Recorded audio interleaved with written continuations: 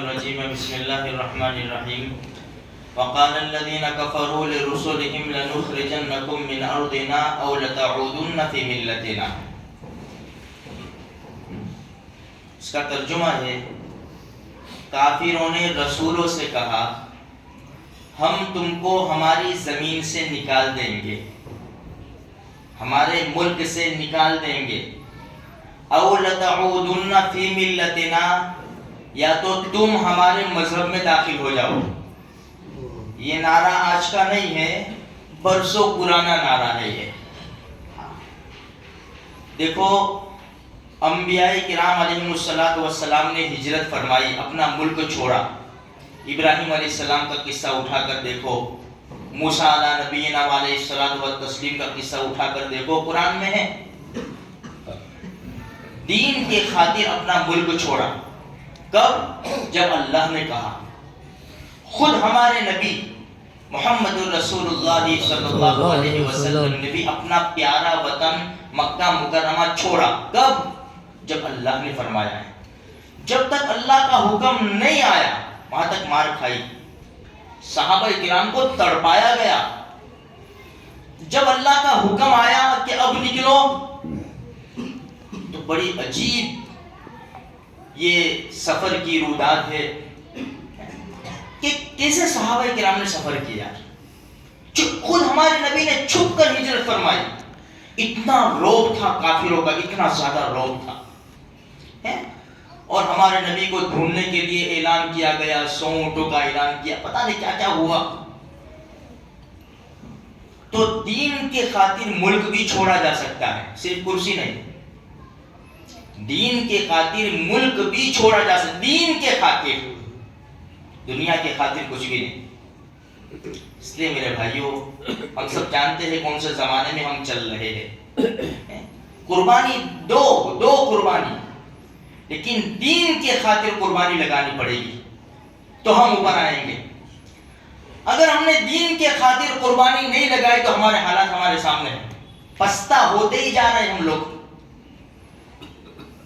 اب ملک چھوڑنا، بڑے بڑے باغات کا چھوڑ دینا، کچھ صحابہ تو تھے نا، چلو سب مالدار نہیں تھے، فقر و فاقہ میں زندگی گزار، لیکن چھوٹے چھوٹے مکان تو تھے نا، جھوپڑوں میں رہتے تھے نا، اپنی سواریاں تھی، ہتھیار تھے، کچھ تو. بھائی انسان کی 100 کی نوٹ گم ہو جاتی ہے نا، پیشانی پہ بل آ جاتا ہے. اپنا مکان چاہے چھوٹا ہو یا بڑا، اپنا مکان اپنا ہوتا ہے، اور وہ چھوڑنا دین کے خاطر، یہ قربانی رنگ لاتی ہے.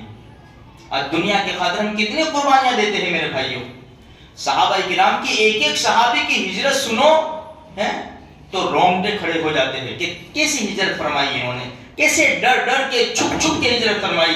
ایک ہستی ایسی گزری، حضرت علی ابن ابی طالب رضی اللہ تعالیٰ عنہ فرماتے ہیں کہ میرے علم کے مطابق سب نے چھپ کر ہجرت فرمائی، لیکن خطاب کے بیٹے نے جو ہجرت کی نا، علل اعلان ہجرت کی. خود فرماتے ہیں حضرت علی رضی اللہ تعالیٰ عنہ، جب انہوں نے ہجرت کی تو تلوار گلے میں لٹکائی، کمان کندھے کے اوپر ڈالی، ترکش میں سے کچھ تیر نکال کر ہاتھ میں لیے اور چل دیے بیت اللہ. بیت اللہ میں داخل ہوئے. کچھ مشرکین کی ٹولیاں ادھر ادھر سب بیٹھے ہوئے تھے. بیت اللہ کے 7 چکر لگائے، 7 چکر. مقام ابراہیم کے اوپر 2 رکعت سکون کے ساتھ نماز پڑھی. پھر جتنے بیٹھے ہوئے تھے نا، الگ الگ ٹولیاں، ہر ایک کے پاس گئے، ہر ایک کے پاس. فرمایا یہ وہ چہرے ہیں جو کالے ہوں گے، کالے ہو جائیں گے. اگر دل چاہتا ہو کہ تمہاری ماں تم کو کھوئے، تمہاری عورتیں بیوہ ہو جائے، بچے یتیم ہو جائے، اس جگہ پر مجھے مل لو یا چھوڑ کر وہاں مل لو. راوی کہتے ہیں ایک آدمی کی ہمت نہیں ہوئی کہ اٹھ کر جا رہے ان کے پیچھے، کیونکہ سب کو ڈرایا نا. کوئی ڈرانے والا بھی تو ہونا چاہیے نا، کوئی ڈرانے والا بھی تو ہونا چاہیے نا. صحابہ کرام کو بہت مارا، بہت کمزوری تھی اس وقت، لیکن خطاب کا بیٹا جو ایمان لایا نا 27 یا 29 سال کی عمر میں، آج کے نوجوان اللہ پاک ہم سب کو ہدایت دے دے، ہمارے نوجوانوں کو اللہ پاک قبول فرما لے۔ آج یہ عمر کے جوان جس کو دین کو ان کی ضرورت ہے، کیونکہ دین پھیلے گا قربانیوں سے۔ مسلمان قربانی دیں گے تو دین پھیلے گا، اگر مسلمان پیچھے ہٹیں گے تو پھر اللہ کو ہماری ضرورت نہیں ہے۔ اللہ دوسرے لوگوں کو ہدایت دے گا اور وہ دین کا کام کریں گے، لیکن ہم اپنی آنکھوں سے اپنے معاشرے میں دیکھتے ہیں کہ جن نوجوانوں سے امیدیں لگی ہوئی ہے وہ راتوں کو 2 بجے بیٹھ کر کھینچتے ہیں۔ کہاں ہمارا ایمان چلا گیا؟ شراب کی بوتلیں، جگار، پیٹ میں حرام ڈالنا، جس پیٹ میں حرام کا لقمہ چلا جائے وہ دشمنوں کی صف کا کیسے مقابلہ کر سکتا ہے؟ ویسے ہی پہلے پاؤں اکھڑے ہوئے ہیں، کیا دشمنوں کے سامنے جا کر ہم سب بنائیں گے؟ میرے بھائیوں، پہلے حلال لقمے سے اپنے جسم کی پرورش کرو، ہر قسم کے حرام کو چھوڑو، ہماری بہت بڑی ذمہ داری ہے۔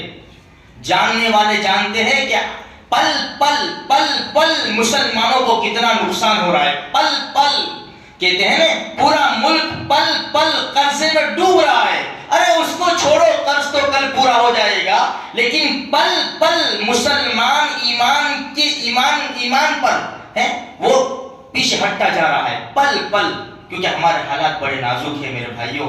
اس لیے ابھی بھی وقت ہے، آ جاؤ خدا کے دربار میں، اللہ کو منا لو۔ خود اللہ فرماتا ہے بادشاہوں کے دل میری مٹھی میں ہے، اگر تم اچھے عمل کرو گے محبت ڈال دوں گا، آدمی وہی رہے گا، محبت ڈال دوں گا، اور اگر تم نے میری نافرمانی کی آدمی وہی رہے گا، چاہے پھر کوئی بھی لے آؤ، ظالم لے آؤ، جابر لے آؤ، یا نیک آدمی لاؤ، اچھا نرم آدمی لاؤ، تمہارے اعمال بگڑیں گے، اس کا دل میری مٹھی میں ہے، نفرت ڈال دوں گا، سختی ڈال دوں گا، اور تمہارے اعمال اچھے ہوں گے، چاہے اپنے اعتبار سے کیسا ظالم حکمراں ہے، لیکن میرے مٹھی میں اس کا دل ہے، محبت ڈال دوں گا۔ یہ پوری حدیث ہے، پوری حدیث، میں اللہ ہوں، یہ حدیث کا شروعات یہ ہے، میں اللہ ہوں، میرے قبضے میں، میری مٹھی میں سب کے دل ہے۔ پھر آخری اس حدیث کا لفظ ہے کہ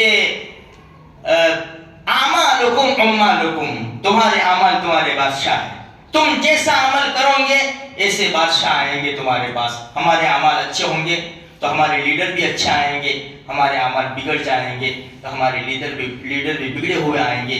اس لیے اپنے اللہ کو راضی کرو، سب کے دل اللہ کی مٹھی میں ہے، اللہ راضی ہو گیا، ہماری محبت ان کے دلوں میں ڈال دے گا، دنیا میں بھی سکون کی زندگی گزاریں گے، آخرت میں بھی سکون کی زندگی گزاریں گے۔ اللہ مجھے آپ کو سارے مسلمانوں کو خوشحال زندگی کی دعا